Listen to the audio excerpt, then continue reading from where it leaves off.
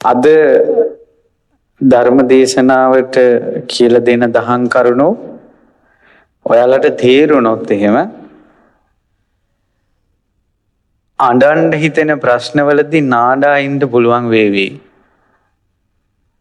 ගොඩාක් දුක්වලදී හිත හදා ගන්න පුළුවන් වේවි.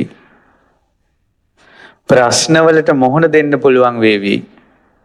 මේ කියන බණපද තේරෙනවා නම් ඉතින් මම හිතුවා අද මේ ශ්‍රීමත් බෝධි මණ්ඩපය ගෞතම බුද්ධ ශාසනයට පූජා කරපු වෙලාවේ බොහෝ පිරිසකට එක තැනක ඉඳලා ධර්මය අහන්න අවස්ථාව බොමළුවේ සමහරට ඉඩ මදි නිසා කවුරු හරි පින්වන්ත කෙනෙක් කොහේ හරි ඇති ස්වාමීන් වහන්සේ ඉදිරිපිටම ධර්මය අහන්න ඒ තුලින් තමන්ට තමන්ගේ ජීවිතයට දහම් කරුණක් ගන්න. ඒ කෙනා ඔබ වෙන්න පුළුවන්. ඒ නිසා හොඳට කන් යොමු කරගෙන අහන්න. අද භාග්‍යවත් බුදුරජාණන් වහන්සේ සම්මා සම්බුදු වෙන මොහොතේ සෙවණ සලසාලු විජයශ්‍රී ජයශ්‍රී මහ බෝධීන් වහන්සේට මනරම් බෝධි මණ්ඩපයක් නිමා කරලා ගෞතම බුද්ධ ශාසනයට පූජා කළා. උයන්දන මහමෙවුනා භාවනා අසපුවේ. අපේ අසපු සංචිතේ බෝධි මණ්ඩප අතරින් තවත් සුවිශේෂී බෝධි මණ්ඩපයක් තමයි මේ උතුම් බෝධි මණ්ඩපය. ඉතින් මේ බෝධි මණ්ඩපය කරවා වැලිකෙටයකින් නමුත් උදව් උපකාර කරපු කෙනෙක් වෙනවද? ශ්‍රම දාන කළ, කාලයේ ධනෙ වැය කළ, ඒ වගේම අද පින්කම වෙලාවේ පහන් සිතින් අනුමෝදන් වන සියලු දෙනා පිනේ කොටස් කරුවා. කලාතුරකින් ලෝකෙට සම්මා සම්බුදුරජාණන් වහන්සේලා පහළ වෙන්නේ. ඒ නිසායි බුදුරජාණන් වහන්සේලා පරිභෝග කරන බෝධීන් වහන්සේගේ ගින් ගිලිහෙන පත්තරේ ඉවත් කරපු කෙනාටත් අමා නිවන් සුව සැලසෙනවා. බුදුරජාණන් වහන්සේලා හැමදාම මුණ ගැහෙන්නේ නැහැ. බුද්ධෝ කප්ප සතේහි දුර්ලභෝ. බුදුරජාණන් වහන්සේලා කල්ප ලක්ෂයකටත් දුර්ලභයි. හැමදාම බුද්ධ ශාසන හම්බ වෙන්නේ නැහැ. අපි සත්බුදුරජාණන් වහන්සේලා ගැන කියනවානේ. අපිට සත්බුදුරජාණන් වහන්සේලාම මුණ ගැහුණා කියලා කියන්න බෑ. සත්බුදුරජාණන් වහන්සේලාගේ ශාසනවල අපි බෝධි වෙන්ද කියලා කියන්නත් බෑ.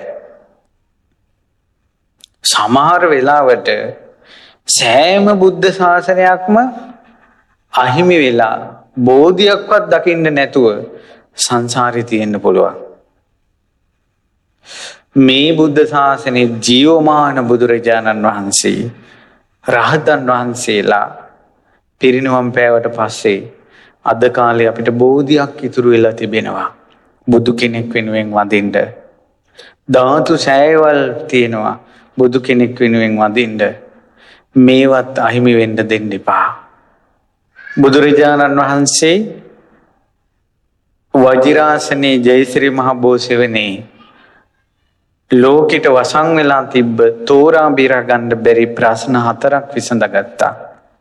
ඒ ප්‍රශ්න 4ට උත්තරේ තමයි චතුරාර්ය සත්‍ය.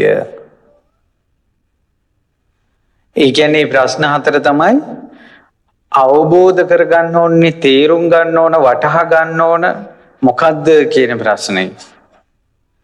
ප්‍රහාණය කළ යුත්තේ මොකද්ද කියන ප්‍රශ්නේ. සාක්ෂාත් කළ යුත්තේ කුමක්ද කියන ප්‍රශ්නය. කොමන මාර්ගයක්ද වැඩි යුත්තේ කියන ප්‍රශ්නය. මම මේ පින්වතුන්ට තේරෙන්න සරල සිංහලෙන් මේක විසඳන්නම්. එදා දසමර සේනා ජයගත් අපගේ සිද්ධාර්ථ මහා බෝධිසත්වයන් වහන්සේ බෝසෙවණේ අවබෝධ කළා දුක නම් වූ ආර්ය සත්‍යය. දුක්ඛ සමුදය නම් වූ ආර්ය සත්‍යය. දුක්ඛ නිරෝධය නම් වූ ආර්ය සත්‍යය. දුක්ඛ නිරෝධ ගාමිනී පටිපදා නම් වූ ආර්ය සත්‍යය. පින්වතුනි අපි යම් දවසක සංසාරයෙන් නිදහස් වෙනවා නම් මේ චතුරාර්ය සත්‍ය අවබෝධ කළ යුතුමයි. මේ චතුරාර්ය සත්‍ය දහම් කතාව අහලා කන හුරු කරලා තියාගන්න. මේ කනට ඒ බණපද දාලා තියාගන්න. ඔබ පිනෙන් සුදුසු කෙනෙක් නම්, පිනෙන් මෝරපු කෙනෙක් නම් ඒ චතුරාර්ය සත්‍ය කියන වචනේ ඇසෙද්දීම අවබෝධ කරන දවසක් එනවා. හැබැයි සංසාරේ අහලා කන හුරු කරගන්න ඕන. ආනන්ද ස්වාමීන් වහන්සේ අහනවනේ, ස්වාමීනි භාග්‍යතුන් වහන්සේ සමහර අයට මේ බණ කිව්වට ගාණක්වත් නැහැ කියලා. ආනන්ද සංසාරේ ධර්මයේ අහලා හුරු නැහැ. ඔබ මේ අද මේ පැයක් ඉඳගෙන ධර්මය අහන එක තමයි යම් දවසක ඔබට චතුරාර්ය සත්‍ය ධර්මය අවබෝධ කරන්න හුරුව වෙන්නේ.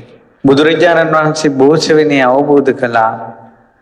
දුක නම් ආර්ය සත්‍ය තමයි ජාතිපි දුක්ඛා, ජරාපි දුක්ඛා, ව්‍යාධිපි දුක්ඛෝ, මරණම්පි දුක්ඛං, අප්පියේ සම්පයෝගෝ දුක්ඛෝ, පියේ විප්පයෝගෝ දුක්ඛෝ, යම් පිච්ඡන්න ලබති තම්පි දුක්ඛං, සංකිට්ඨේන පංච උපාදානස්කන්ධා දුක්ඛා.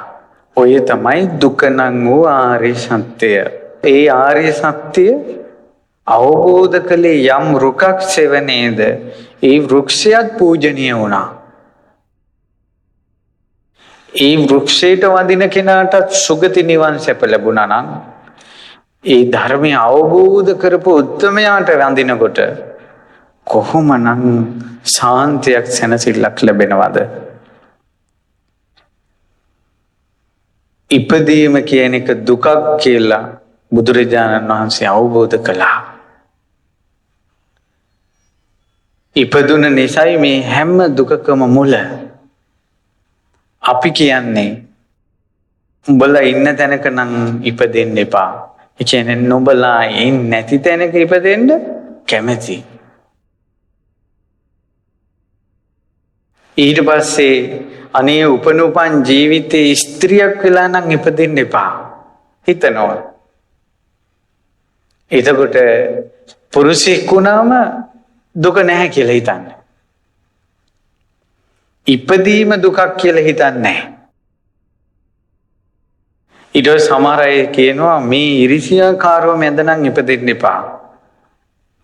එහෙනම් ඉරිසියාව නැති අය ළඟ ඉපදීම විසඳුමක් කියලා හිතන්නේ. වැරදුනා. ඊට සමහර අය බොන මිනිස්යන්ගෙන් දුක් විඳින කාන්තාව හිතනවා බොන මිනිහෙක් නම් ආයෙනම් සංසාරයට ලැබෙන්න එපා. ඒතර බොන් නැති මිනිහෙක් ඉන්න ජීවිතයක ඉපදෙන්න කැමති. මිනිසුන්ගේ ප්‍රාර්ථනාව තියෙන්නේ දුකම මිසක් දුකෙන් නිදහස් වීම නෙවෙයි. උදේ ඉඳලා හැන්ද වෙනකල් වැඩ කරන මිනිස්සයා කල්පනා කරනවා මෙහෙම ජීවිතයක් මොකටද මට? ඒතර උදේ ඉඳලා හැන්ද වෙනකල් වැඩ කරන්නේ නැති ජීවිතයක් හිත ඇතුලේ තියෙනවා. අපි එක දුකක් එපා කියන්නේ තව දුකක් අල්ලගෙන. ඔයාලගේ හිත දිහා බලන්න. ඔබගේ ප්‍රාර්ථනා දිහා බලන්න. ඉපදීම දුකක් කියලා විශ්වාස කරනවාද කියලා? ඉපදීම දුකක්. සාරිපුත්ත මහරහතන් වහන්සේගෙන් එක්තරා බ්‍රාහ්මණයෙක් ඇවිල්ලා අහනවා ස්වාමීනි දුක කියන්නේ මොකද්ද? සැප කියලා කියන්නේ මොකද්ද කියලා මට තේරුම් කරලා දෙන්න. බ්‍රාහ්මණය ඉපදීම දුක, ඉපදීන්නේ නැති එක සැප. බ්‍රාහ්මණය උපන් කෙනාට තමයි සීතල කියන එක දැනෙන්නේ, උණුසුම කියන එක දැනෙන්නේ, බඩගින්න දැනෙනවා, පිපාසය දැනෙනවා. ඊළඟට මල මුත්‍රා කිරීමේ දුක තියෙනවා. ඉපදුන කෙනාට තමයි මැසි මදුරුවෝ කන්නේ, සතා සර්පයා දෂ්ට කරන්නේ. ඉපදුන නිසා තමයි අවිය ආයුධයෙන් පහර කන්න සිද්ධ වෙන්නේ. සාරිපුත්ත මහ රහතන් වහන්සේ දේශනා කරනවා ඉපදුන නිසා තමයි වටේ පිටේ ඉන්න ඥාතින් ඇවිල්ලා විටින් විට ඔළුව අවුල් කරන්නේ. ඥාතීන් තමාව කුපිත කරවන්නේ උපන් නිසා. ඔයාලා යසට සැනසille ඉන්න වෙලාවක් බලන්න කවුරු හරි ඇවිල්ලා ඔළුව අවුල් කරනවා. අපිට හිතුන්නේ උපන් නිසා කියලා. මෙසි මඳුරුව කන්නේ පවා මේ වැස්සට තෙමිලා අවුවට කරවෙලා දුකක් එනවා නම් ඒ ඔක්කොම ඉපදුන නිසා. ගෙයක් නැති ප්‍රශ්න, හරියමං ඥාතියෙක් නැති ප්‍රශ්න, හරියමං රස්සාවක් නැති ප්‍රශ්න, මේ ඔක්කොම ඉපදුන නිසා. ඉපදීම දුකක්. ජාතිපි දුක්ඛ, ජරාපි දුක්ඛ, වයසට යෑම දුකක්. ඒ දුකත් එක්ක තමයි අපි සටන් කරන්නේ. කොණ්ඩේ පාට කර කර, හම පාට කර කර, බෙහෙත් වර්ග ගන්න ගමන් ව්‍යායාම කර කර ජරාවට යන්නේක වළක්වා ගන්න තමයි අපි සටන් කරන්නේ. වයසට යෑම දුකක්. වයසට ගිහිල්ලා කකුල පන නැතුව යනවා. තියෙන තැන නෙවෙයි අඩිය තියන්නේ. කොණ්ඩේ වැහිලා යනවා. ඇඟපත වෙවුලටම. තමන්ගේ බත්පතෙන් තමන්ට බත් ටික කන්න බැරුව යන දවසක් එනවා. මේ දත්වල ගැලවෙන දවසක් එනවා. කොන්ද කුදු වෙලා යන දවසක් එනවා. වයසට යෑම දුකක්. තමන්ගේ මල මුත්‍රා තමන්ට හොදක් ගන්න පිරිසුදු කරගන්න බැරුව යන දවසක් එනවා. තමන්ගේ නිර්වත ලෝකෙට පෙන්වන්න එන දවසක් එනවා. වයසට ගිහිල්ලා කියන දේ ඇහෙන්නේ, ඇහෙන දේ පේන්නේ, තොලපොට හොල්ලනවා, හොල්ලන දේ කියන්නේ මොකද්ද කියලා තේරෙන්නේ නැහැ. වයසට ගිහිල්ලා වයසට යෑම දුකක්. ජාතිපි දුක්ඛ, ජරාපි දුක්ඛ, ව්‍යාධිපි දුක්ඛෝ, ලෙඩවීම කියන එක දුකක්. අපි පතනවා අනේ ලෙඩක් නම් එපා. ලෙඩ නැතුව ඉපදෙන්න කැමති. ලෙඩ නැමැති රෝගය අවබෝධ කරගන්න කැමති නෑ. මේක දුකක් කියලා තේරුම් ගන්න කැමති නෑ. මේ බුද්ධ ශාසනයේ ලෙඩවීම නිසා මේ ලෙඩේම අවබෝධ කරගෙන රහත් වෙච්ච අය ඉන්නවා. පූතිගත තෙස්ස තෙරුම් මුළු ඇඟේම ගෙඩි හැදිලා ඕජාව වැగిරිලා සිවුර ඇඟට ඇලුනා ලෙඩනේ. භාග්‍යවත් බුදුරජාණන් වහන්සේ උණු වතුරෙන් දෝවණය කරලා සිවුර පොරවලා මේ කයේ ස්වභාවයම ප්‍රකට කළා. ඒයින්ම අරහත්ත්වයටපත් වුණා. ලෙඩම තමන්ගේ නිකලෙස් භාවයට මාවතක් වුණා. අපි ලෙඩ නැති ජීවිතයක් පතනවා. ඒකට දුක නැති කරගන්න හදනවා පැතීමෙන්. ලෙඩ වෙන ජීවිතයක් අපි කාටත් උරුමයි. මරණම්පි දුක්ඛං, මරණය දුකක් කියලා විශ්වාස කරන්නේ කවුද අද කාලේ? මිනිස්සු හිතන්නේ මරණය ප්‍රශ්නයකට විසඳුමක් කියලා. අනේ මම මැරිලා යන්නේ නෑනේ. ඔයාලටත් හිතෙලා ඇති. අනේ මම මැරිලා යන්නේ නෑනේ. ඒ කියන්නේ මේ දුකට විසඳුම මරණය කියලා හිතනවා. බුදුරජාණන් වහන්සේ අවබෝධ කළේ දුකට විසඳුම මරණය කියලා නෙමෙයි, මරණය දුකක් කියලා. මේ පින්වතුන්ට පුළුවන් වුණොත් කියව ගන්න පින්වත් ලොකු ස්වාමීන් වහන්සේ මරණයේ දිනපොත කියලා ලස්සන පොතක් ලියලා තියෙනවා.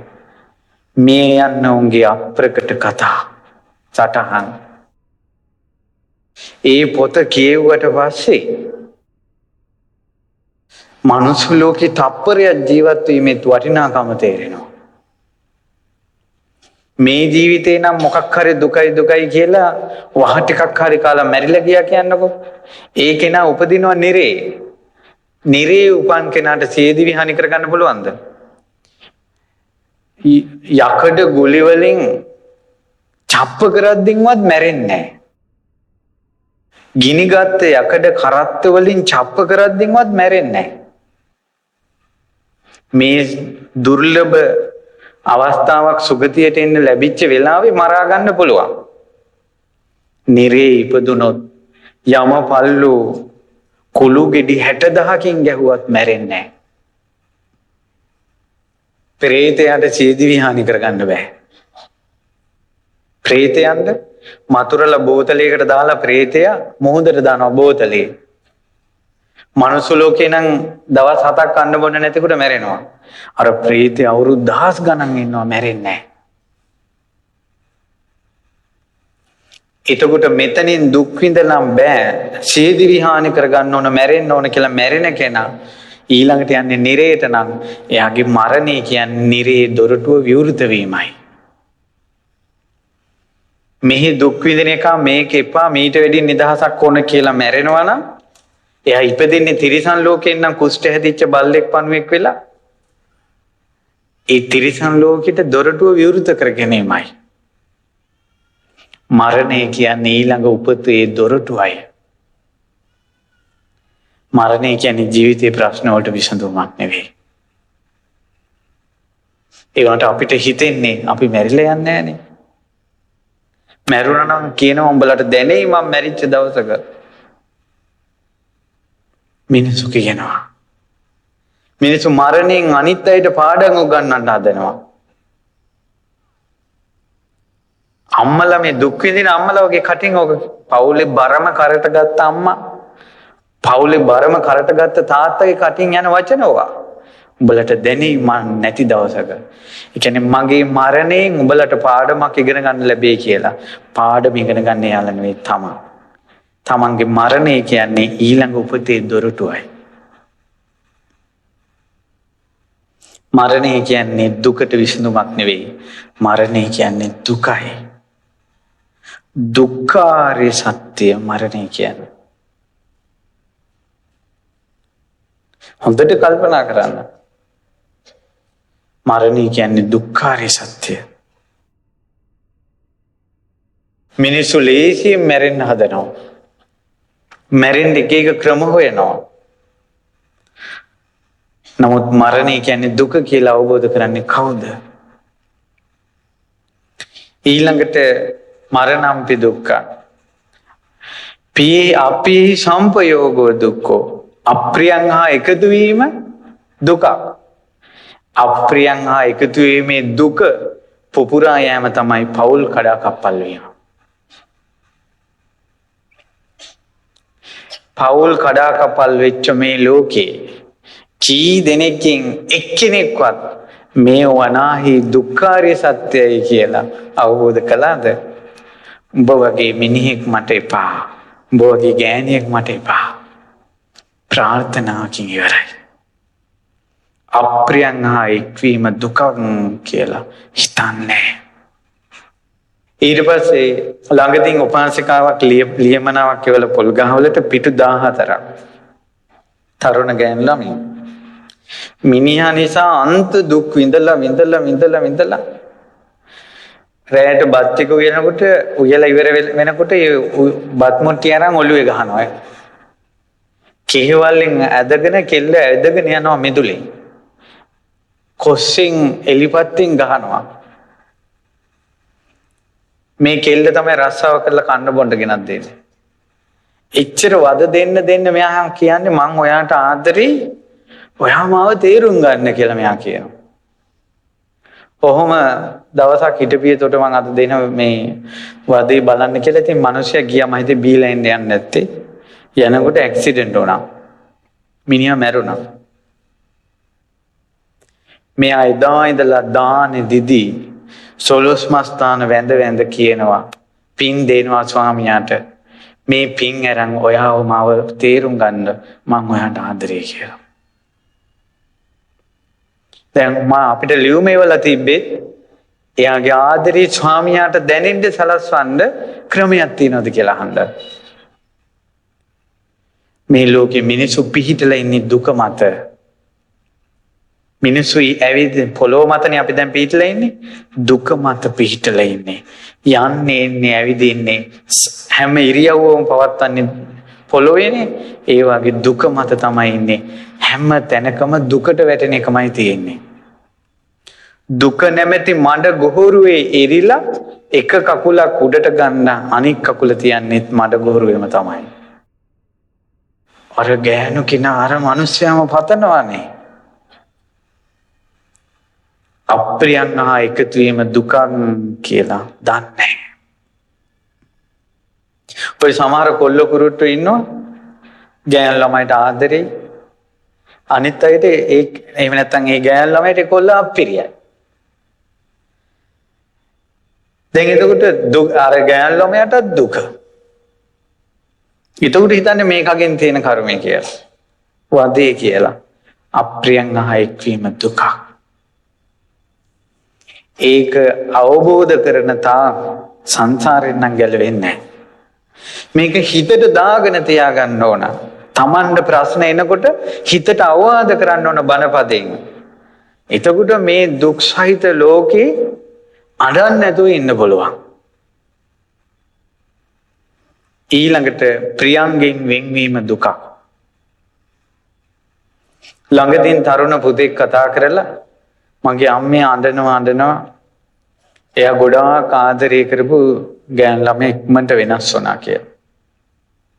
ඉතින් දුක් ගැනවිල අහලා ඊට මං කිව්වා හරි. දැන් බණ කිව්වට හිතේට යන්නේ නැහැ.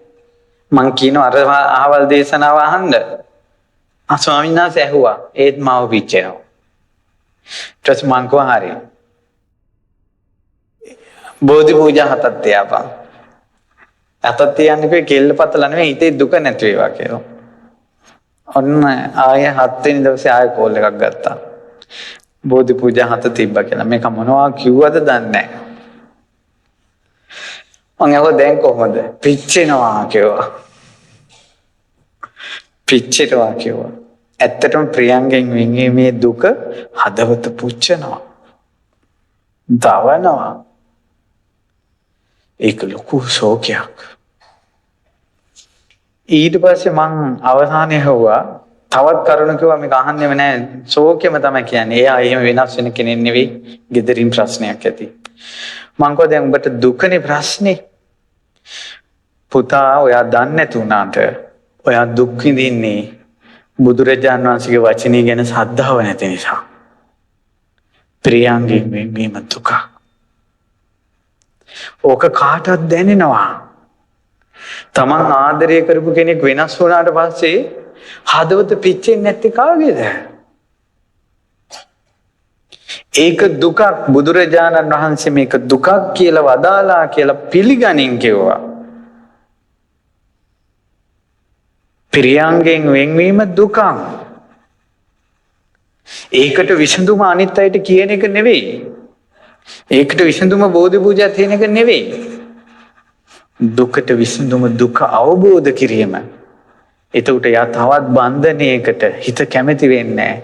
ඇත්තටම මේ ප්‍රියංගෙන් වෙන්වීම දුකක් කියලා අවබෝධ වුණොත් ඔය ගෑන් ළමයි පිරිමි ළමයි වෙන් වෙලා මාස ගණන් දුක් විඳින්න ඉන්න කොල්ලෝ කෙල්ලෝ ඊළඟ මාසේ තව කොල්ලෙක් එක්ක තව කෙල්ලෙක් කියාලු වෙනවා. ඊළඟ මාසේ දුක් වෙනවා. තමන්ම බලෙන් දුක පටලවාගෙන අඬ වැළපි යන්න සිද්ධ වෙනවා. දුක අවබෝධ නොකරන තාක්කල්. මං කිව්වා පුතා අපිට මේ ශෝකේ එන්නේ දුක එන්නේ වැළපීම එන්නේ අපි බුදුරජාණන් වහන්සේගේ අවබෝධය පිළිගන්නේ නැති නිසා. මල ගෙදරක කොච්චර අඬනවද ඇයි මැරුණේ කියලා. උපන් සත්වයා මැරෙනවා කියන බුද්ධ වචනේ පිළිගත්තේ නැහැ. අපේ ආත්මතු පරම්පරාවක් මැරුණනේ කියලා අතීතයට හිත යොමු කළවත් කවුරුත් මැරෙනවා කියලා හිත පිළිගන්නේ නැහැ. උපන් සත්වයා මැරෙනවා කියලා හිත පිළිගන්නේ නැති නිසා බුදුරජාණන් වහන්සේගේ වචනේ විශ්වාස කරන්නේ නැති නිසා මරණයේදී අපි හඬනවා වැළපෙනවා ඇයි ඔයා ගියේ කියලා. ප්‍රියංගෙන් වෙන්වීම දුකක් කියන එක විශ්වාස කරන්නේ නැති නිසා හිත පිළිගත්තේ නැති නිසා අපි ලෝකයට අද්දික් කරනවා ඇයි ඔයා මට දුක් දුන්නේ? මං ඔයාට මෙච්චර ආදරෙන් ඉඳලා ඇයි ඔයා මට දුක් දුන්නේ? ප්‍රියංගෙන් වෙන්වීම දුකක් කියලා බුදුරජාණන් වහන්සේගේ පැත්තට හැරෙන්නේ නැහැ. ඒ හැරෙන්නේ නැති තාක් විඳවා හිටපල්ලා. මේක පිළිගන්න බැරි තා බුදු බණ පදයක් හදවතේ රැඳුණා නම් බණ සිහි කර කර වැටෙන කඳුළු පිහදා ගන්න පුළුවන්. මේක ආර්ය සත්‍යයක්.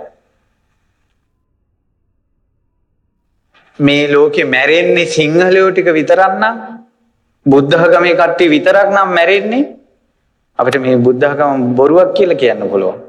සියලු දෙනාම මැරෙනවනේ. ආර්ය සත්‍යයක් කියන්නේ ඒකයි. ඉස්පිරිතාලෙට එන්නේ සිංහලයෝ ටික විතරක් නම්, බුද්ධ ආගමේ කට්ටිය විතරක් නම් ඉස්පිරිතාලෙන් බෙහෙත් ගන්නෙ, අපිට කියන්න පුළුවන් ලෙඩවීම දුකක් කියන්නේ බොරුවක් කියලා. ලෙඩවීම ආර්ය සත්‍යය. සියලු දෙනා ලෙඩ වෙනවා. බලන්න දුක ඔක්කොටම එක එක විදියට එද්දී විසඳුම් වෙන වෙන විදියට හොයනවා. එක එක ආගම් වලින් විසඳුම හොයනවා. එක එක දේවාල වලින් විසඳුම් හොයනවා. එක එක තැන් වලින් විසඳුම් හොයනවා. හැබැයි එක දුකක් තියෙන්නේ. ලෙඩවීම නැමැති දුක. වයසට යෑම නැමැති දුක. ප්‍රියංගෙන් වෙන්වීමේ දුක. අප්‍රියං හා එකතු වීමේ දුක. මේ ප්‍රියංගෙන් වෙන්වීම දුකක් කියලා විශ්වාස කරන්න බැරි නිසා, අනේ ඇයි ඔයා මට දුක දුන්නේ කියලා එයාව යාළු කරගන්න කොයි තරම්නම් දේවල් කරනවද? අවසානයේ යంత్ర මන්ත්‍ර පවා කරනවා. බලන්න ආර්ය සත්‍ය අවබෝධ කරගන්න බැරි නිසා මිත්‍යා දෘෂ්ටියටම ගිය හැටි. ඊළඟට බුදුරජාණන් වහන්සේ බෝසෙවෙනේ අවබෝධ කළා ශෝක පරිදේව දුක්ඛ දෝමනස්යෝ කියන්නේ දුකක් කියලා. දැන් සමහර අය ඉන්නවා ඇඬු කඳුලින්. සමහර කෙල්ලෝ ඉන්නවා ඇඬු කඳුලින්. සමහර කොල්ලෝ ඉන්නවා ඔහේ ෂොක් වෙලා. මෝනේ දුක වැක්කිරෙනවා. හිතෙන් තනිකමක් හදා ගන්නවා. ඇයි මාව කාටවත් තේරෙන්නේ නැත්තේ? ඇයි ඔයාලා මාව තේරුම් ගන්න නැත්තේ? ඇයි මට මෙහෙම වුනේ? මම දවසක් දැක්කා එක ළමයෙක්ගේ මෝනේ ලොකු ලපයක් තියෙනවා. එතකොට එයාගේ ෆෝන් එකට දාගෙන තියෙන්නේ ඒ වගේම ලපයක් තියෙන පිටරට ළමයෙක්ගේ ෆොටෝ එකක්. ඒ කියන්නේ අර ලපෙන් පෑරෙනවා හැම වෙලාවෙම ආසයි ඒකට. ලපෙන් පෑරෙන්න ආසයි. ඊට පස්සේ තනිකමෙන් ඉඳලා තමන් ආදරය කරපු කෙනාට පිවිතුරු ආදරයක් කියලා පෙන්නලා පාරගන්න ආසයි. මේ කොල්ලෝ කෙල්ලෝ පුදුම ආසාවක් තියෙන දුක් විඳින්න. තනියෙන් හිතනවා, තනියෙන් කල්පනා කරනවා, හිත පෑරෙන දුක එන තැන ගැනම කතා කරනවා. තමන්ගේ හිතෙන් දුක උපදින යම් රූපයක් නිසා නම් ඒ වාගේ රූප ළඟ තියාගෙන ඉන්නවා. දුකට ආසයි. දැන් කවුරු හරි කිව්වොත් අඬලා වැඩක් නැහැ, අඬන්න එපා කියලා තවත් අඬනවා. දුකට ආසයි. තමන්ගේ හදවතත් එක්ක කතා කරලා බලන්න. පින්වතුනි මේ බණපද අහලා ඉවසන්න, දරාගන්න. සංසාරේ හැටි ඔහොමයි. සංසාරේ හැටි ඔහොමයි. අසූචි පිරිච්ච වනාන්තරයක් තියෙනවා. ඒ අසූචි පිරිච්ච වනාන්තරේ අඩියේ තියෙන තැන අසූචි තමයි. හැම තැනම අසූචි ගඳ එනවා තමයි. හේතුව අපි ඉන්නේ අසූචි වනාන්තරයක නිසා. ඒ වගේ දුක මත පිහිටලා ඉන්නකොට දුක මිසක් ආය මොනවද තියෙන්නේ? සමස්තයක් වශයෙන් ගත්තොත් රූපේ කියන්නේ දුකක්, වේදනාව කියන්නේ දුකක්, සංඥාව කියන්නේ දුකක්, සංස්කාර කියන්නේ දුකක්, විඥානය කියන්නේ දුකක්. දුක තියෙන්නේ අවබෝධ කරගන්න. තමන්ගේ රූපේ තියෙන්නේ අවබෝධ කරගන්න. ඒ වුණාට අපි රූපේ අවබෝධ කරගන්න නෙමෙයි, රූපේ අඩුපාඩු වෙනවා. දැන් කොණ්ඩේ මදි, දැන් පාට මදි, ඊළඟ ජීවිතේ පාට වෙන්න ඕන. දැන් කටහඬ මදි, ඊළඟ ජීවිතේ හොඳ කටහඬක් ලැබෙන්න ඕන. කිසිම කෙනෙක් තමන්ගේ ඉන්ද්‍රියන් අයින් සෑහීමකටපත් වෙන්නේ තව ඕන සංසාරයේ මෙහෙමයි කියලා හිතෙන්නේ නැහනේ. මම කියන්න ගත්තේ සමහර පොඩි ගෑනු ළමයි කොල්ලොත් ඉන්නවා. යක්කු වැහුණා, ප්‍රේතයෝ වැහුණා. කිකියා මේ නූල් දාගෙන ඇඟේ මේ වෙලාගෙන යන්ත්‍ර දාගෙන වෙලාගෙන මේ පොඩි උන්නේ කොතන ගියාටද? මේ පුංචි ළමයිගේ තියෙනවනේ, තරුණ ළමයිගේ තියෙනවනේ මේ ජීවිතේ කෙලිලොල් බවක්, සතුටක්, hina වෙලා ඉන්නවා කියලා එකක්. ඒකත් නැහැ. නූල් දාගෙන යන්ත්‍ර එල්ලගෙන මම එක ගෑන් ළමයට කිව්වා බලන්න ඔයාගේ කරේ තව නූලක් දෙකක් තිබ්බනම් මාල 7ම හරියි. ඕක ගලවලා දාලා මේ නූල් ටික කඩලා දාලා ඉන්නවා ලස්සනට. ওই තොইল පවිල් කරන සල්ලි වලින් ගන්නවා චේන් එකක්. කරාඹු දෙකක් ගන්නවා. ලස්සනට පැනදලා ඉන්න මොන යකාට හරි පේන්න. ඉල්ලගෙන ඉන්නවා. මට අර යකා මේ යකා කියලා. අමනුෂ්‍ය ප්‍රශ්න නැති කාටද? අමනුෂ්‍ය විමානයක වගේ මේ මනුස්ස ලෝකේ අපි ඉන්නේ. මම ඒකට අර පුතේකට උපමාවක් කිව්වා. මං කිව්වා දැන් මේ මනුස්ස ලෝකේ ගොඩාක් දුක පිටනේ ඉන්නේ අපි.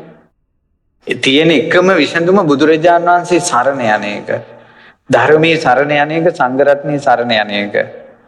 තුනුරුවන්ගේ ජීවිතේ පූජා කරලා බුදුබණ පදයක් හිත හිතා ඉන්නවා. චෛත්‍ය වඳිනවා, බෝධිය වඳිනවා.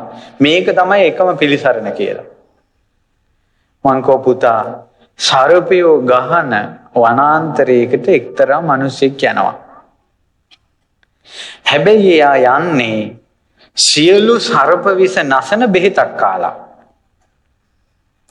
සියලු සර්ප විස නැසන බෙහෙතක් කාලා සර්පයෝ ගහන කැලෑවකට ගියාට පස්සේ හැම තැනම අඩියක් ගානේ සර්පයෝ ඉන්න තැනකට ගියාට පස්සේ අඩියෙන් අඩිය සර්පයෝ දෂ්ට කරනවා මෙයාට. මෙයාට බයක් තියනවාද? ඇයි? සියලු විස නැසන ඖෂධයක් පාවිච්චි කළා. ඊට පස්සේ ඖෂධයක් නැතුව යනවා සර්පයෝ ඉන්න කැලේකට. ඔන්න දෂ්ට කළා. දැන් බලනවා මොකෙද්ද? එක කුණ කට්ටා. කුණ කට්ටට බෙහෙත් මොනවද? ඒක හොයලා ඊළඟ අඩිය තියෙනට තව එකෙක් දෂ්ට කරනවා. ඒ සර්පයෝ විතරම ඉන්නේ. මේ වගේ තමයි මුළු ජීවිතේම තුනුරුවන්ට පුදලා චතුරාර්ය සත්‍ය සිහි කර කර ඉන්නවා කියන දහං ඖෂධේ ගත්ත කෙනාට යක්කු වැහුණත් යක්කු කරදර කළත් ඒ යකා කවුද කියලා හොයලා ඉන්නේ. ඇයි යා දහං ඖෂධය අරගෙන ඕනේ යකෙක් වැහිද්දෙන් ඕනේ යකෙක් කරදර කරපොදී මම බුදුරජාණන් වහන්සේට ජීවිතේ පූජා කරලා ඉන්නවා. තුනුරුවන්ට ජීවිතේ පූජා කරපු නැති නිසා, චතුරාර්ය සත්‍ය කල්පනා කරපු නැති නිසා, සංසාරේ හැටි මෙහෙමයි කියලා කල්පනා කරපු නැති නිසා ඔළුවේ කැක්කමක් ආවට පස්සේ හොයනවා මොන යකාද ඔළුව මිරිකුවේ. බඩේ කැක්කමක් ආපු ගමන් හොයනවා මොන යකාද බඩට රිංගුවේ. හැම ප්‍රශ්නයකටම උත්තර හොයනවා. මේ දේවාලෙට ගිහිල්ලා දෙහි ටික කපාගෙන එනකොට තව මල පෙරේතෙක් ආයඟට ඇවිල්ලා. මේ සර්පයෝ ගහන වනාන්තරයකට ගියා වගේ අමනුෂ්‍යෝ ගහන මේ මනුස්ස ලෝකෙට ආවට පස්සේ මේ විසඳුන්නම් හොයලා තේරුමක් නැහැ. බාහිරව මුළු ජීවිතේම තුනුරුවන්ට පුදලා ඉපදීම දුකක්, ලෙඩවීම දුකක් කියලා මේක අපේ ජීවිතයට එකතු කරගන්න ඕනේ චතුරාර්ය සත්‍යය. ධම්මචක්කපවත්තන සූත්‍රය චතුරාර්ය සත්‍ය කොටසවත් කටපාඩම් කරගන්න. ඇයි අපි මෙච්චර කාලයක් කටපාඩම් කරගත්තා කරණීය මෙත්ත සූත්‍රය. ඊළඟට දැන් මෑත භාගයේ අඟුලිමාල පිරිත. ඇයි සියලු දේට ආරක්ෂාවයි. පණ බයේ අපි මෙච්චර කාල පිරිත් කටපාඩම් කළේ. ජීවිත අවබෝධයට පිරිත් කටපාඩම් කළේ නැහැ. ජාතිපි දුක්ඛා, ජරාපි දුක්ඛා, ව්‍යාධිපි දුක්ඛෝ, මරණම්පි දුක්ඛං කියලා ওই ටික සිහි කළොත් ඕනම යකෙක් මේ පැනලා දුවනවා කියලා මං කිව්වා නම් බනට කටපාඩම් කරනවා. හවුද නැද්ද? හැබැයි මං කියනවා චතුරාර්ය සත්‍ය සිහි කළොත් යම් දවසක දුකෙන් නිදහස් වෙන්න පුළුවන් කියලා සිහි කරන්නේ නැහැ.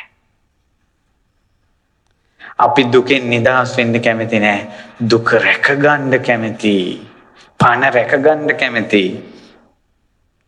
ඔන්න උතුම් ජයශ්‍රී මහ බෝධීන් වහන්සේ රෝපණය කළා. මං කියනවා පින්වතුනි, එක දිගට පැන් කලයකට පිච්ච මල් 21ක් දාලා 7 වතාවක් පැදගුණ කරලා බෝධියට පැන්වක් කරන්න දින 7ක් අදින් පස්සේ ඔයාලට කිසිම අමනුෂ්‍යෙක් ළඟට කිට් වෙන්නේ නැහැ කියලා මම කියනවා.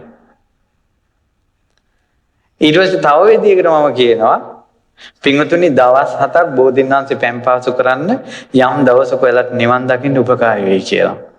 කවුද ඔක හරියටම කරන්නේ? අර ඉස්සරලා එක්කෙනා. ඇයි මිනිසුන්ට නිවන් දකින්න නෙවෙයි අදහස තියෙන්නේ. පණ බේර ගන්න. තමා දිහා බලන්න. පණ බේරා ගන්නයි අදහස. ජයශ්‍රී මහ බෝසෙවනේ බුදුරජාන් වහන්සේ මේ වනාහි දුක නම් වාර්ය සත්‍යයි. දුක අවබෝධ කළ යුතුයි කියලා අවබෝධ කළා.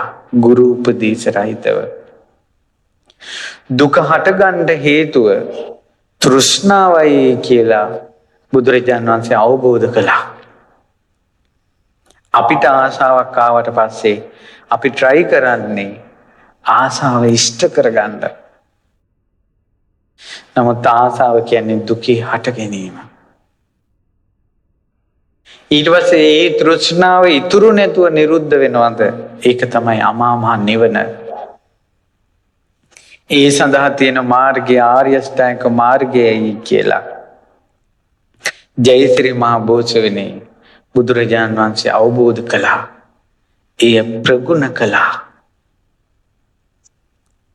ඒ චතුරාර්ය සත්‍ය ධර්මයේ බෝසෙවනේ අවබෝධ කරපු නිසා තමයි ජයශ්‍රී මහ බෝධීන් වහන්සේට ඒ පිප්පලි වෘක්ෂයට බෝධීන් වහන්සේ කියලා කියන්නේ. ගේ උතුම් බෝධීන් චතුරාර්ය සත්‍ය අවබෝධ කරන වෙලාවේ සෙවන දුම් බෝධියත් පූජනීයයි. එහෙනම් ඒ අවබෝධයේ තියෙන හිත කොච්චර පූජනීයයිද? පින්වතුනි, මෙන්න මෙයත් කල්පනා කරලා බලන්න. අපි කවුරුත් ඉපදෙනකොට ඇඟේ නූල් පොටක්වත් නැතුව උපදින්නේ. අපි අම්මා තාත්තා කවුද කියලාවත් දන්නේ නැහැ. එතකොට එහෙම ඉපදුනා අපි මැරෙනකොට අපේ ඔළුවේ කොච්චර ප්‍රශ්න ගොඩක්, කොච්චර බන්ධන ගොඩක් ඔළුවේ තියාගෙනද මැරෙන්නේ කියලා බලන්න. ඊට පස්සේ අපි ඉපදුනාට පස්සේ අපේ අම්මලා තාත්තලා ගෙවල් තියෙනවා. ඔන්න අපේ ගෙදර. ඊළඟට ආච්චිලා කියලාගේ වතු පිටි තියෙනවා අපේ. කියලා එකින් එක එකතු වුණා. ජීවිතේට අලුත් ප්‍රශ්න එකතු වුණා. අනුන්ගේ ප්‍රශ්න, තියෙන ප්‍රශ්න මදිවට අල්ලපු ගෙදරටත් ඔළුව දාලා බලනවා. එහි මොනවද තියෙන ප්‍රශ්න? ඒවත් මදිවට පත්තරේ අරන් බලනවා රටේ මොනවද ප්‍රශ්න? ඒක මදිවට ටීවී එක දාගෙන බලනවා ලෝකෙ මොනවද ප්‍රශ්න කියලා. ඊට පස්සේ එක එකාගේ තියෙන වංහුන් ටික Facebook වලින් බලනවා. මේ ඔළුව තන්නේ කර කුණු කන්දල්. අනිත්‍යුන්ගේ දුක් ඔක්කොම ෂෙයා කරගන්නවා. තමන් මේ දුකෙන් නිදහස් වෙලාද? තියෙන ප්‍රශ්න මදිවට. තමන්ගේ පවුලත් කැඩිලා අර ටෙලිනාට්‍යයේ පවුල කැඩිලා තියෙන දිහත් අඬ බලාගෙන ඉන්නවා. බලන්න. ඊට පස්සේ ප්‍රශ්න ගොඩ ගහගත්තට පස්සේ අවසානයේ බර වැඩි. දාලා යන්න කැමති නෑ. ඕකට මල්ලිකා දේවී ඉස්සර ජීවිතේක උපක්‍රමයක් කියලා තියෙනවා මේ මෙන්න මෙහිම. ඒ තමයි ඔය රාජ කුමාරවරු 5 දෙනෙක් ඒ රාජ සම්පත්තිය අත්හැරලා මහාන වෙන්න ගියා. ඒ රාජකුමාරවරු 5 දෙනාගේම වස්තුව මහරජුරෝ භාණ්ඩාගාරයට අරන් ආවා. එතකොට අගබිසව ඇහුවා රජතුමනි මොනවද මේ කරත්ත පුරවලා ගේන්නේ? අර රාජකුමාරවරුන්ගේ වස්තුව. ඒ රාජකුමාරවරුන්ට මොකද උනේ? ඒවා අතෑරලා මහාන වුණා. ඊට පස්සේ ඒ නිසා මම ඒව අරන් ආවා. අනේ අර දේවීන් වහන්සේගේ හිතට හිතුණා අනිත් අය අතෑරපු දේවල් වමෑරපු දේවල් මේ රජා අල්ලා ගන්නවනේ කියලා. ඊට පස්සේ රජාට මේක තේරුම් කරන්න ඕන නිසා බිසව කළේ ගිජු ලිහිණියෝ යන්නේන මේ මාවතක මාලිගාවටත් පේන තැනක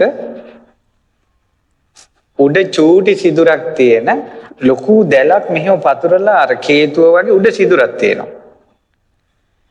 ඒ දැලක් දාලා ඒ දැල යට ඇතුලේ මස් කෑලි දැම්මා. මේ ඔයාලගේ කතාව අපේ කතාව මේ කියන්නේ.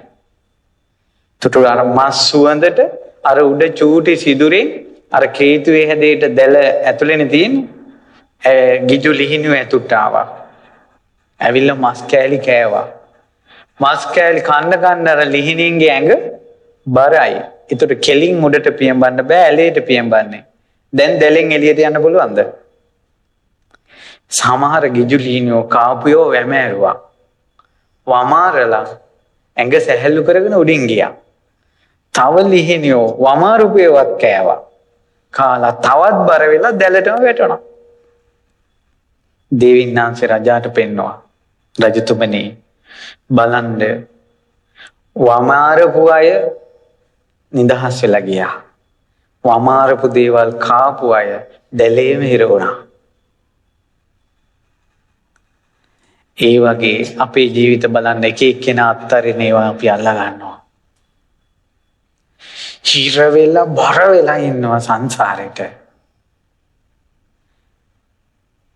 දැන් සමහර වෙලාවට එක පුතෙක් මහාන වෙන්න ආවා. අඬනවා අක්කා.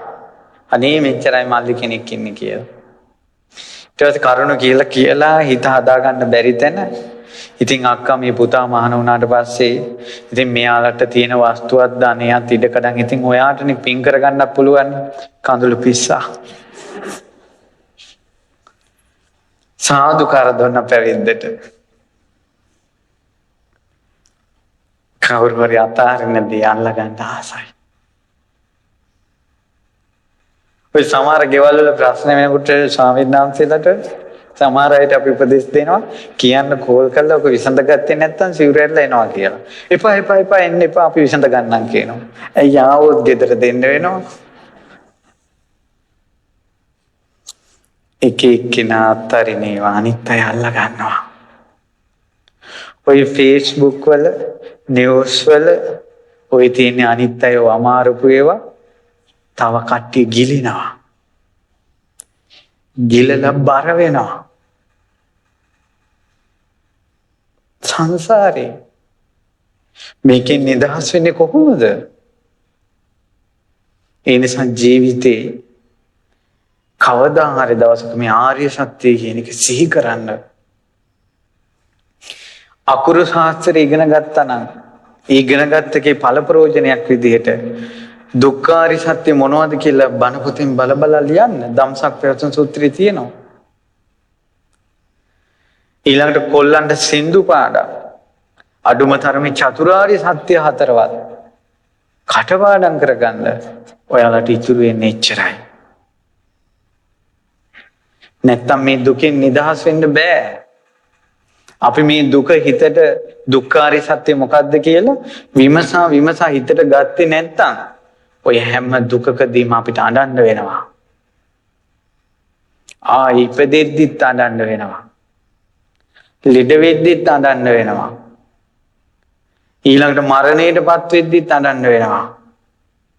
ප්‍රියංගෙන් වෙන් වෙද්දිත් අඬන්න වෙනවා. ඇඬිල්ල හැර මේ ලෝකෙ කිසිවක් ඉතුරු වෙන්නේ නැහැ. ඒ ඇඬීම සල්ලි වලින් වහන්න බෑ. යාන වාහන වලින් වහන්න බෑ. මිනිස්සු දුකෙන් උමතු වෙනවා. බුදුරජාණන් වහන්සේ කාටවත් හොයාගන්න බැරිව තිබුණ මේ චතුරාර්ය සත්‍ය ධර්මය අවබෝධ කළා.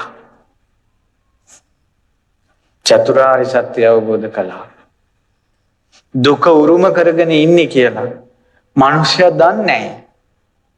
මිනිස්සු හිතාගෙන ඉන්නේ සමහර අම්මලා කියනවා මම මැරුණා වතුර පොදක් දෙන්න ඉන්නේ උඹලා විතරයි කියලා.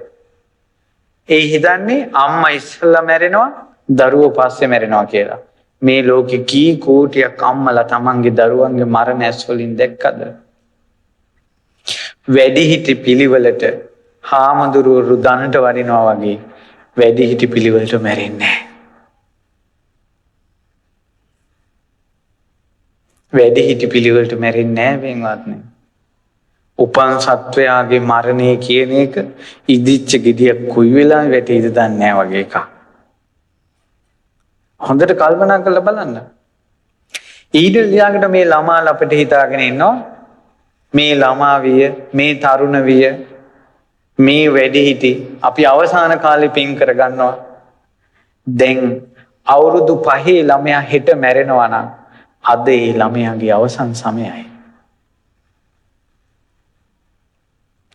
ඔය තරුණ දරුවන්ට මරණේ හෙට නම් අද ගෙවෙන්නේ ඔයාලගේ අවසන් සමයයි. ඔයාලගේ අවසන් කාලය උදා වෙලා. දැන් බලන්න හෘද සාක්ෂිය. මම යහපත් දේවල් කරපු කෙනෙක්ද කියලා තමන් කතා කරලා බලන්න. හෘද සාක්ෂිය කියන්නේ මෙහෙමයි. අපි කරපු වැරද්දක් අහුවෙලා මිනිස්සු ගොඩක් මැද මෙන්න ඔය වැරද්දක් කළා කියනකොට අපිට වචනයක් කියන්න පුළුවන් නෑ බොරු. අපි වැරද්දක් ඉන්ටර්නෙට් එකේ ගියොත් නෑ ඕක එඩිට් කරලා හදලා ඔය බොරු කියලා කියන්න පුළුවන්. හෘද සාක්ෂිය කියන්නේ තමන්ට තමන් මතක් වෙනවා මම මෙහෙම කළා කියලා. ඒතර තමන්ගේ ඇතුළෙන්ම නම් ඒක කියන්නේ කාත් එක්කද ඒක නෑ කියලා කතා කරන්නේ කාත් එක්කද? හෘද සාක්ෂිය තමන්ගේ ඉදිරියට එනවා. හෘද සාක්ෂිය එනවා ඉදිරියට. ඒ නිසා තමන්ගේ අතින් වරදක් වෙන්න දෙන්න එපා. තමන් වරදින් නැගී හිටින්න කැමති කෙනෙක් කියලා. තමන්ගේ පව් වැඩවලට තමන් හිතෙන් කැමති නෑ කියලා. තමන්ගේ හදවතට ඔප්පු කරන්න. තමන්ගේ වැරදි වලින් නැගී හිටින්න තමන් උත්සාහ කරන කෙනෙක් කියලා. තමන්ගේ හදවතට ඔප්පු කරන්න. එතකොට එයාට අඩුපාඩු මතක් වෙයි. එතකොට ඇතුලෙන් හෘද සාක්ෂිය කියනවා උඹ උත්සාහ කරනවනේ වුණාට. තමන්ගේ වැරද්ද තමන්ට මතක් වෙයි. හෘද සාක්ෂිය කියනවා ඔයා ඒ වුණාට ඒකට කැමති නෑනේ. එයාව පුච්චන්නේ නෑ. ඉතින් ඒ නිසා තමන්ගේ හෘද සාක්ෂිය තමන්ගේ ඉදිරියට එනවා. අවසානයේ යමපල්ලු කතා කරනවා.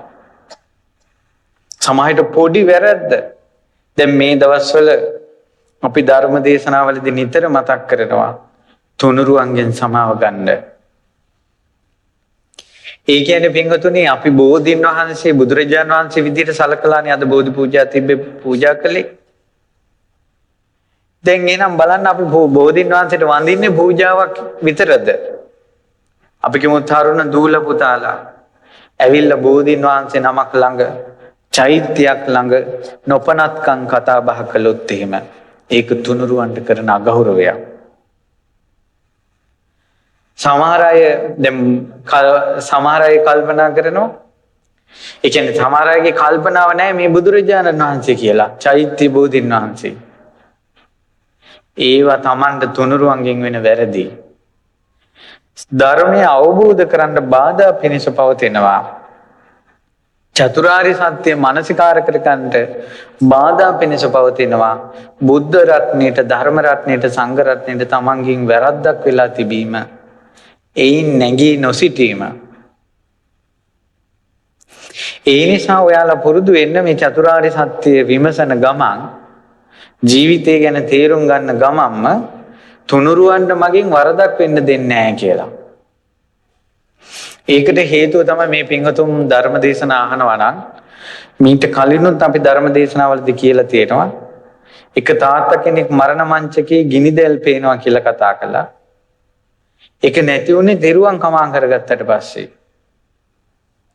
ඊළඟට දැන් අපේ ස්වාමීන් වහන්සේ නම මට මතක් කළා. එක ළමෙක් හරි දඩබ්බරයි. ගෙදර අම්මා පේන්න බෑ, තාත්තා පේන්න බෑ.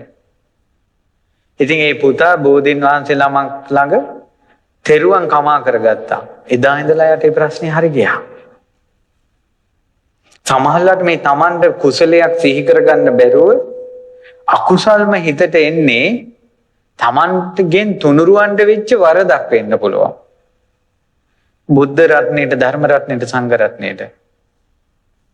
ඒ නිසා චූටි දරුවොත්, තරුණ පුතාලත්, වැඩිහිටි අයත් මේ උපාසක උපාසිකාවෝ අවංකවම පුරුදු වෙන්න, හිතට එකඟවම තෙරුවන් කමා කරගන්න සෑම දවසකම. තමන් දන්නේ නැතුව තමන්ට වෙච්ච වැරද්ද මරණ මංචකයේදී ගිනි දැල්ලක් විදියට එන්න පුළුවන්. ඒකනේ රුවන්වැලි මහසෑය 4 පොයට සිල්ගත් උපාසකම්මා ප්‍රේත ජීවිතයක් ලැබලා දැන් ඥාතීන්ට කියනවා මං රුවන්වැලි සෑයට පාදික් කළා කියලා. ඇයි බුදුරජාණන් වහන්සේ විශේෂී කරන පාපේ ඉච්ඡර බලවත්? ධර්මයේ විශේෂී කරන පාපේ බලවත්, සංඝයා විශේෂී කරන පාපේ බලවත්. ජයසිරි මහ බෝධි මණ්ඩපයත් විවෘත කළා. දැන් ඔයාලට ඕන වෙලාවක කියලා බෝධි පූජා තියන්න පුළුවන්. ඒ බෝධි පූජා තියනකොට බෝමල් හොඳට අමන්දලා පිරිසිදු කරලා මල් ආසන සුද්ධ කරලා පහන් දැල්වලා හොඳට පිරිත් කිකිය වඳින්න. වැඳලා ලෙඩෙකුට උනා සෙත් පතන්න බෝධි ආනුභාවයෙන් කළ පිරිත් වල ආනුභාවයෙන් සුවපත් වේවා කියලා. කවදාවත් බෝමලුවක පාපයක් කරන තැනක් බවට පත් කරගන්න එපා. Tamante එක yaadenne. ඊළඟට යාළුවෝ එකතු වෙලා එක එක කේලම් ඕපදූප බෝමලුවක කතා කරන්න එපා. බෝමලුව ඇවිල්ලා ෆොටෝ ගහලා ඒ වගේ දේවල් වලට හුරු වෙන්න එපා. යම් දවසක ගිනි ජාලාවක් විදිහට ඒක තමන් ඉදිරියට ඒවි. ඉතින් හොඳට මේ ගැන කල්පනා කරන්න. මට කියන්න උවමනා වුණේ බුදුරජාණන් වහන්සේ ජයසිරි මහ බෝසෙවනේ චතුරාර්ය සත්‍ය ධර්මය අවබෝධ කළා. ඒ චතුරාර්ය සත්‍ය ධර්මයේ පිළිගන්න කැමති නැති නිසා තමයි අපි දුකෙන් එන්නේ.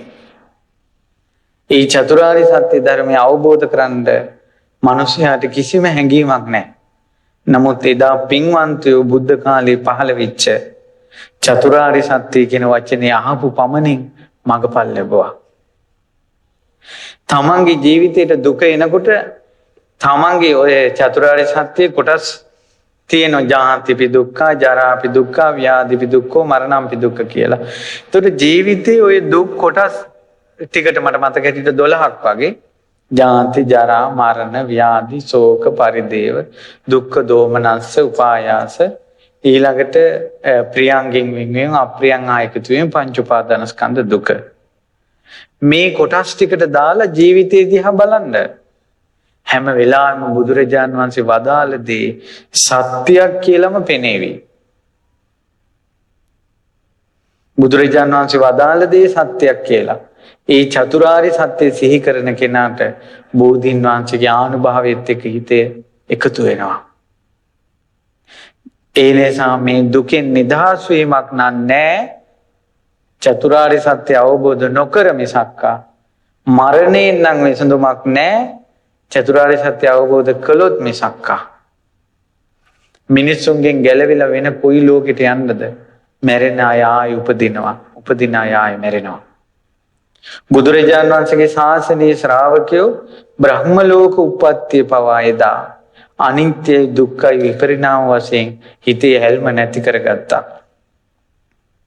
කාම සැපේ ගැන කවර කතාවද? හැම දෙයකටම තියෙන තෘෂ්ණාව නැති කළා. මේ කයට තියෙන තෘෂ්ණාවක් නැති කළා. ඒ නිසා මේ ධර්මය අහලා බුදුරජාණන් වහන්සේ බෝසෙවෙනි අවබෝධ කරගත්තේ චතුරාර්ය සත්‍යයි කියලා. බෝසෙවෙනි පිරිත් කියුන්ට ධම්මචක්කය ආදී චතුරාර්ය සත්‍ය විස්තර වෙන, පටිච්ච සමුපාද විස්තර වෙන පිරිත් සජ්ජායනා කරන්න තමන්ට අවබෝධය පිණිස.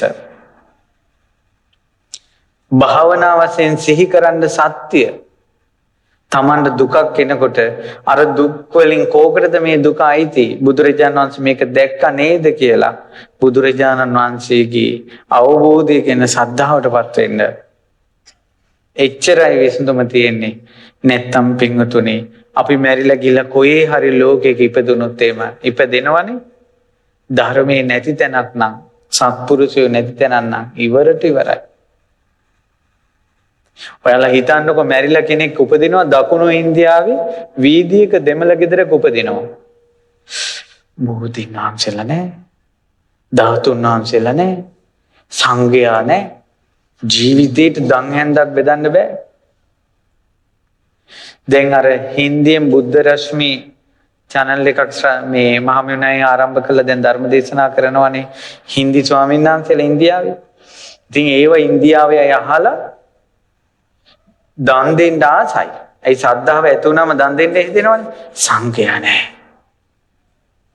බුදුන් වදින්න ආසයි. ඕන් ඉන්න පැතිවල බෝධින් වහන්සේලා නැහැ. ධාතු සෑය නැහැ.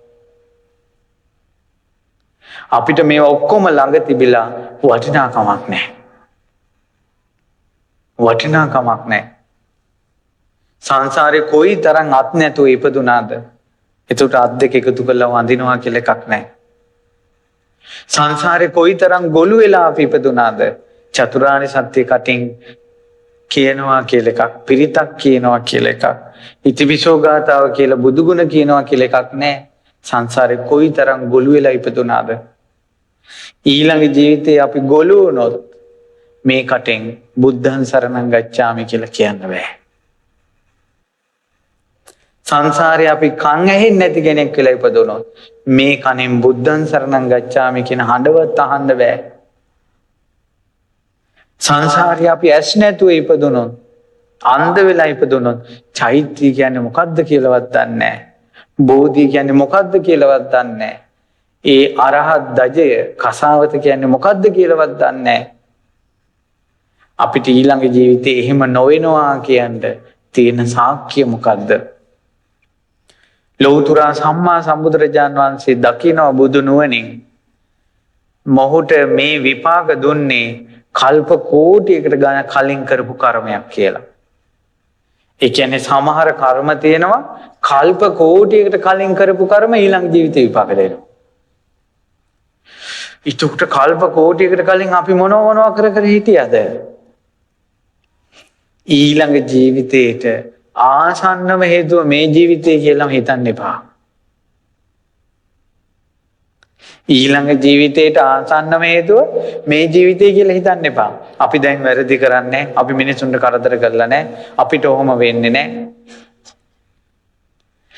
පණ පිටින් ඇඳේ කුණු වෙලා මිනිස්සු මැරෙනවා. මිනිස්සු කියනවා අපි නම් ඔහොම පව් කළා නැහැ. කය කියන්නේ පැරණි කර්මයක්.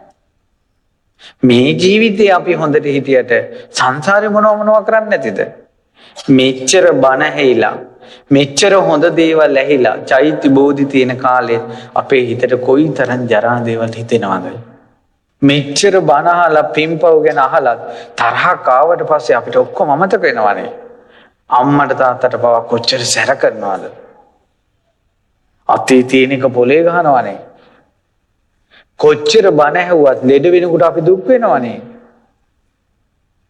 එතකොට ධර්මය අහලා මෙච්චර පින්පව් ගැන අහලා සංසාරේ ගැන අහලා ඊට පස්සේ අමනුෂ්‍ය ප්‍රශ්න එනකොට ඇයි අපිට මෙහෙම කරදර? අනේ අපිට සැනසෙල්ලේ ඉන්න නැද්ද? සංසාරේ දුකයි කියලා සිහි කරගන්නවත් බෑ දැන් පවා සිහි කරගන්න බෑ.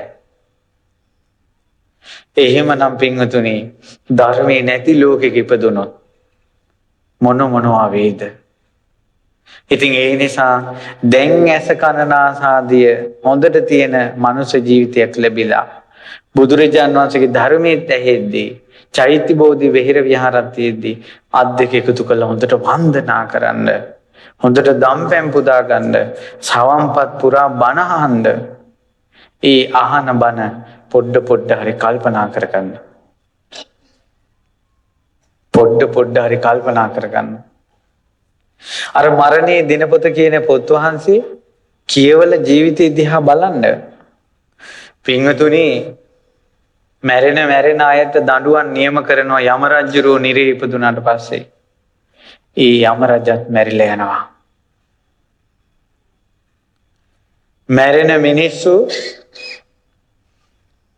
මාරයා නැමැති කෙනා ගහකින් ගෙඩි වැටුණ ගෙඩි කූඩෙට එකතු කරනවා වගේ ගහකින් වැටුණ ගෙඩි ඊටත් වඩා වේගෙන් මාරයා මලවුන් එකතු කරනවා. ඒ මාරයත් මැරිලා යනවා. ඒ මාරයත් මැරිලා යනවා.